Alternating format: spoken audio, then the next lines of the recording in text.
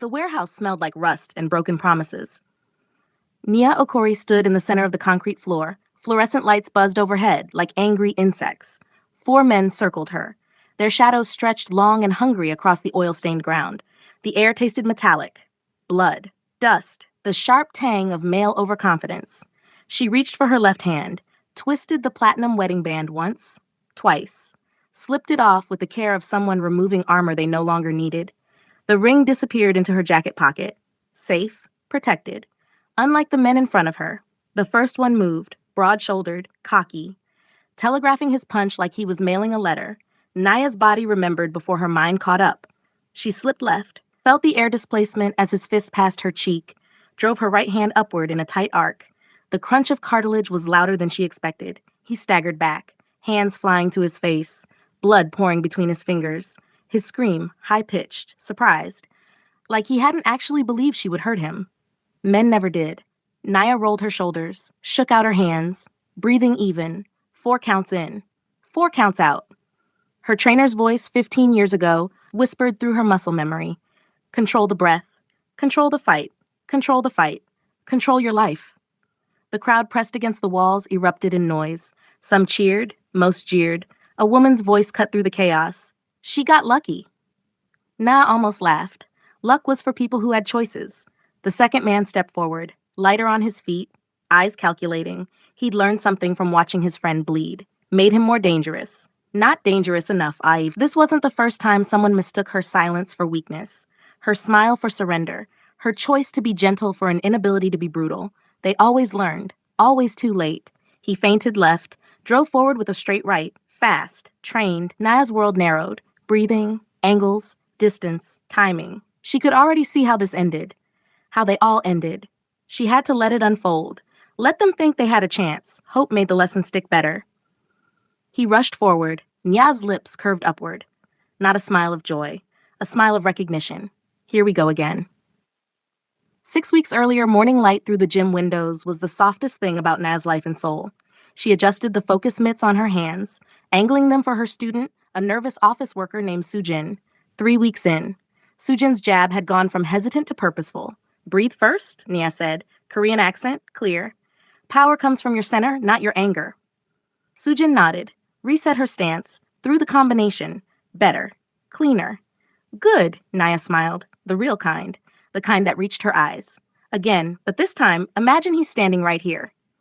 Sujin's next punch made the mitt crack like thunder. Nia had learned young that pain was the most honest teacher. Growing up in Lagos, gentleness got you killed or married off. Her mother used to say, nah, if you can breathe, you can survive. Nia learned to breathe through hunger, through her father's fists, through the night her mother's breathing finally stopped. Boxing wasn't therapy. It was proof she was still alive. When she moved to Seoul 4 years ago for a teaching position, she promised herself softness. No more fighting, no more survival mode, just peace. Then she met Han Jae-sung, hospital waiting room, shoulder torn, eyes tired in a way money couldn't fix. He spoke like words cost extra. She liked that. Bonded over silence and weak coffee. By the time she learned he ran half the city's underworld, she was already in love. Her phone buzzed. Jae-sung's name appeared. Message. Dinner tonight? I promise not to talk about work. She typed back. You always talk about work. His reply? Fine. I promise to be interesting when I talk about work. Naya's laugh made Sujin look up. Curious. Her husband, terrifying to everyone except her. To her, he was just a man who couldn't cook. Held her too tight when he thought she was sleeping. Take 5, Nia told Sujin. Walked to the small office. Minji pretending to organize schedules. Minji looked up, expression careful. They'd known each other since Nia first opened the gym. Minji treated her like Nia, not Mrs. Han. 3 more cancellations, Minji said quietly. 12 this week. Naya's smile didn't slip. Something behind her ribs tightened. Did they say why? The usual. Too busy. Found somewhere closer. Minji hesitated. Yeah, people are talking.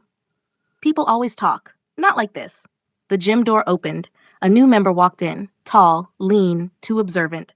Signed up 2 weeks ago as Daejung. Good fighter, quiet, eyes lingered too long on everything. On her. Mrs. Han, he nodded, too respectfully. She hated that name in her gym. Just Naya, she corrected like always. He smiled, apologized, moved to the heavy bags. Minji waited until he was out of earshot. I don't trust him. Neither do I, Naya admitted, but we need members. What she didn't say, she'd spent years trying to be invisible, to prove she wasn't just Jae-sung's wife. Her skills were hers alone. She built this gym with her own money, taught with her own knowledge, fought for every student who walked through that door. Now, slowly, carefully, someone was taking it apart. That night, teaching her last class, Naya noticed something else. Her regulars. They weren't just canceling, they were avoiding eye contact when they left. Like they were embarrassed or scared. By Friday, the truth was unavoidable. Naya sat in her office, staring at the membership spreadsheet. The numbers bled red like open wounds. 40% drop in 2 weeks. Classes that used to have waiting lists now had empty spaces. The evening kickboxing session she'd built from 3 students to 20, 7 people showed up. Minji knocked softly before entering, her face carrying the expression that always preceded bad news. "Just say it," Nia said. Minji closed the door, pulled out her phone, showed Naya a screenshot from a private gym community forum. Han Jae-sung's wife playing fighter. Must be nice having unlimited money and a name that opens doors. Heard she never actually competed. Just bought her reputation. Another comment. Foreign women always need a Korean man to make them somebody. Naya's hands didn't shake. Real anger ran cold, not hot. "There's more," Minji whispered. "Someone leaked your business registration. They're saying Jae-sung funded everything, that you're just playing at this." "He didn't fund it," Naya's voice was flat. "I use my savings, every one." "I know, but they don't care about truth. They care about the story. The story. Always the story. Black woman, powerful husband, must be using him, must be weak, must be pretending." Nya had heard versions of this her entire life. She drove home in silence. Learned early that feeling everything at once meant feeling nothing useful. Compartmentalized, breathed, survived. Jae-sung was already home, standing by the floor-to-ceiling windows, looking out at Seoul's skyline. He didn't turn when she entered. "How long have you known?" she asked. 3 days. He turned. Controlled fury, the kind that made men disappear. In his hand, a tablet. Surveillance photos, men outside her gym, same faces at nearby cafes, phones pointed at her students, screenshots of forum posts, all tracing back to one source. "Kwon Sok-tae," Jae-sung said. The name landed like a blade. "He wants to embarrass you to undermine me. He thinks hurting you is the same as hurting me." "Is he wrong?" Jae-sung's jaw tightened. "I can end this tonight. One phone call. He'll be gone by morning." Naya walked to him, placed her hand over the tablet, lowered it gently. "No, nah, no." Her voice was soft, absolute. "You fix this. I become exactly what they're saying I am. The woman who hides behind her husband. The woman who can't fight her own battles. This isn't about pride." "Yes, it is." She met his eyes. "It's about every woman who's been told she doesn't belong, every person made invisible by someone else's story. If you fix this, I disappear. Again." He studied her, finally nodded. "Your way, but I don't like it." "I know." Her phone buzzed. Unknown number. She opened the message. "Want to prove you're really a fighter? Underground exhibition match. This Saturday. Unless you're scared without your husband's protection." Below, an address. Warehouse. Song-Sudong. Jae-sung read over her shoulder. "It's a trap. Obviously. They'll try to humiliate you publicly. Multiple opponents. No rules. Maximum degradation." Naya stared at the message, then typed a single word. "When?" Reply, "Midnight. Come alone or don't come at all." She sent, "See you there." Jae-sung's hand found hers. "Nya." "Trust me," she said quietly, "just this once. Trust that I know what I'm doing." His thumb traced her knuckles. "I always trust you. That's not the same as not being terrified." She leaned into him, felt his heartbeat against her cheek. "Good," she whispered. "That makes 2 of us." The next 3 weeks, Naya became a ghost in her own life. She trained alone. After midnight, when the gym was empty and Seoul slept, knuckles split and healed. Split again. Ran stairs until her legs screamed. Hit the heavy bag until her shoulders burned with that fire that meant she was rebuilding muscle memory her body had tried to forget. Sometimes, Jae-sung watched from the doorway. Silent. Never helping. Never questioning. Just present. One night, 2 weeks before the fight, she paused between rounds, breathing hard. "You can say it," she told him without turning. "Say what?" "That this is stupid, that I'm risking everything for pride." He was quiet. Then, "You're risking everything for yourself. That's different." She turned. He leaned against the doorframe. Pajama pants, t-shirt, nothing like the man who made city officials nervous. "My mother used to say pain is honest," Naya said. "It's the only thing that doesn't lie to you. What else? Surviving isn't the same as living." Soft. "I survived Lagos. I survived being invisible. I survived being the boss's wife, but I've never just lived loudly, dangerously, as myself. Jae-sung crossed the room, cupped her face, then live. The sabotage escalated. Spray paint on her gym window, go home. 3 clients confronted her, demanded refunds, called her a fraud. One, she taught 6 months, looked her in the eye. You should go back to being decorative. It's what you're good at. Nia smiled, the same smile she'd give men in the warehouse. Thank you for showing me who you are, she said quietly. He left confused. Fine. Understanding would come later. Minji found her cleaning spray paint, shoulders tight with controlled rage. This fight is a setup, Minji said. Kwon wants you humiliated. Publicly. Completely. I know. Going anyway? Yes. Why? Naya paused, scraper in hand. If I don't, I'll spend the rest of my life wondering if I could have. I'm tired of wondering. Jae-sung offered intelligence. Names? Records? Weaknesses. Naya declined. If I need information to win, then I haven't already won. That night, in bed, vulnerability cracked through. What if I lose? Jae-sung tightened around her. Then you lose.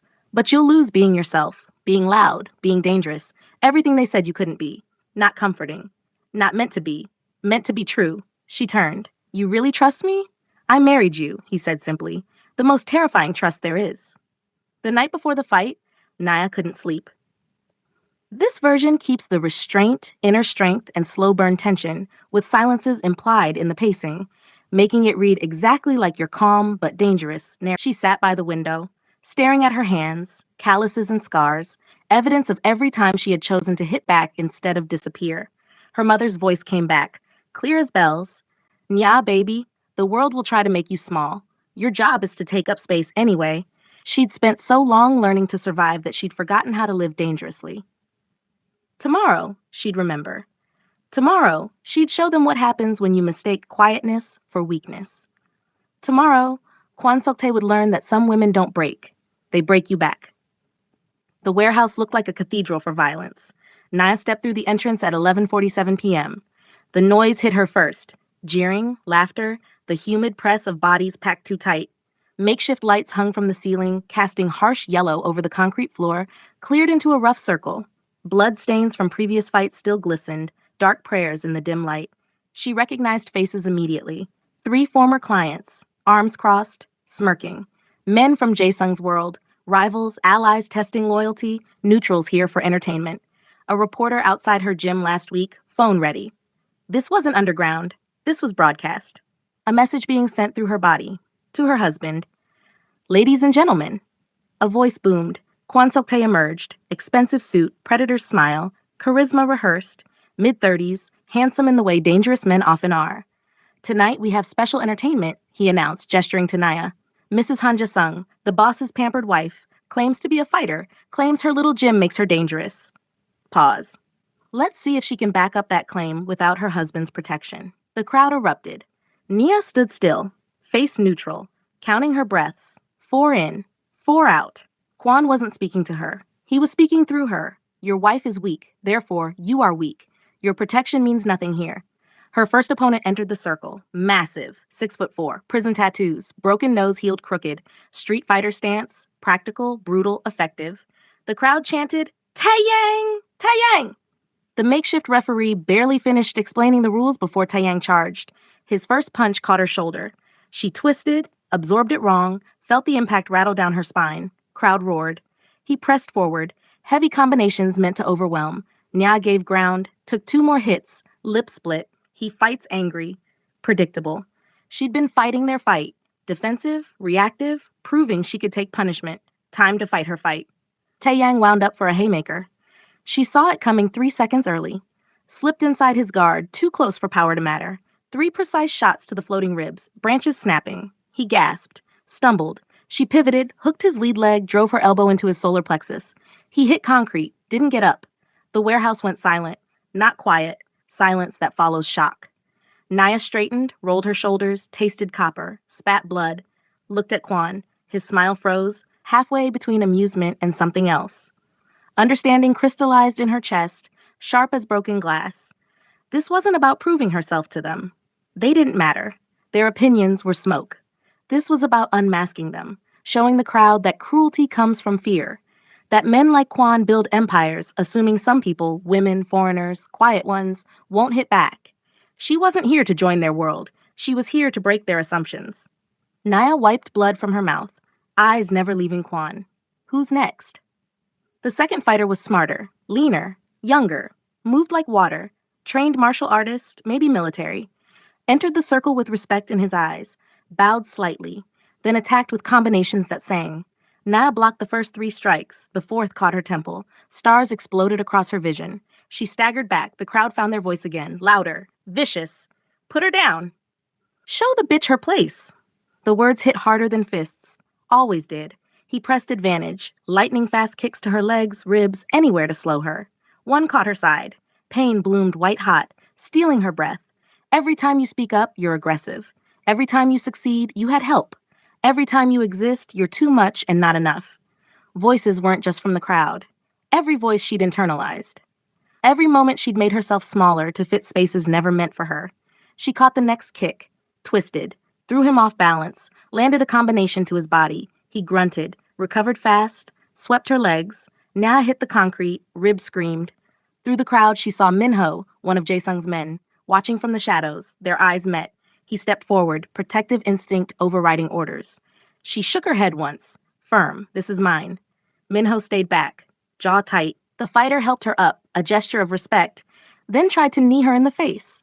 Nia turned it into a clinch, drove short uppercuts into his liver, threw him down. He stayed down, 2 down. She stood, breathing hard, blood from split lip, ribs loose, wrong. Every breath a negotiation with pain. The crowd's noise had changed, less mockery, more hunger. The third fighter entered. Kwan's personal enforcer, silent, professional, dead eyes, seen and done things that killed empathy. Smaller but efficient. He didn't bow, didn't acknowledge her, just attacked. First combination surgical, 1-2 to face, low kick to damaged ribs. Spinning back fist to her ear, Naya's world tilted. She tried to counter, already gone, circling, patient, kicked her planted leg, buckled. Another combination harder, faster. Block 2, 8-3, tasted blood, ribs grinding wrong. Maybe I can't do this. Thought arrived like treason. Flashback, mother's hospital room, Naya, 17, slight, holding her mother's hand as she died. Baby, don't let them make you small. Her mother had got small, quiet, dead. Naya had spent years believing love meant suffering. Gentleness was weakness. Surviving meant accepting whatever space they gave her. Enforcer's kick caught her stomach. Naya dropped to her knees, vision swimming, lungs screaming, crowd chanting, "Finish her! Finish her!" Through blurred vision, she saw Quan lean forward. Smile wide, satisfied. Yield, he called. Voice carrying across warehouse. Yield now, and I'll let you leave with dignity. Keep fighting, and I'll make sure everyone sees how weak you really are. Naya pressed hands to cold concrete. Blood dripping from her mouth. Her body was breaking. Her mind was remembering. On her knees, blood pooling beneath her palms. Nia heard her mother's voice, not the dying version, the fierce one. The woman who'd raised her in Lagos streets where weakness was currency you couldn't afford. Nya, baby, surviving isn't enough. That's what scared people do. Live loud, live dangerous, live like you mean it.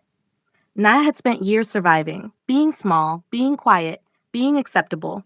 She'd been fighting to prove she deserved to exist in their world, but she didn't need their world.